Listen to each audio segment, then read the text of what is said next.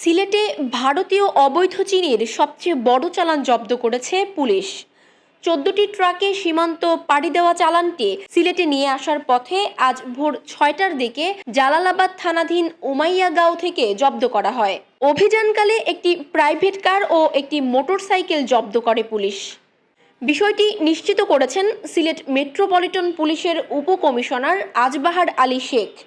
তিনি বলেন, গোপন সংবাদের ভিত্তিতে অভিযান চালিয়ে এই জালালাবাদ থানার প্রত্যন্ত অঞ্চলের ভেতরে এই রাস্তা দিয়ে, মাটির রাস্তা দিয়ে ১৪টি ভারতীয় চিনি বোঝাই ট্রাক যাওয়ার প্রাককালে আমরা অভিযান চালিয়ে ১৪টি ট্রাক আটক করেছি।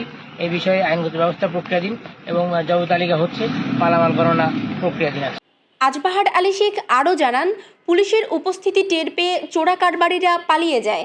কাউকে আটক করা যায়নি, তাদের ধরতে অভিযান চলছে। ভারতের সঙ্গে বাংলাদেশের সীমান্তবর্তী জেলা আছে ৩০টি।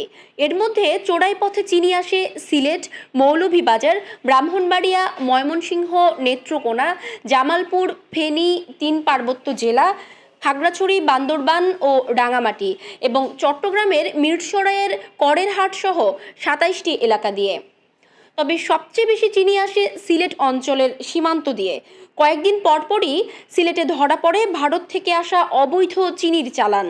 কোনো চালান হয় কোটি টাকারও।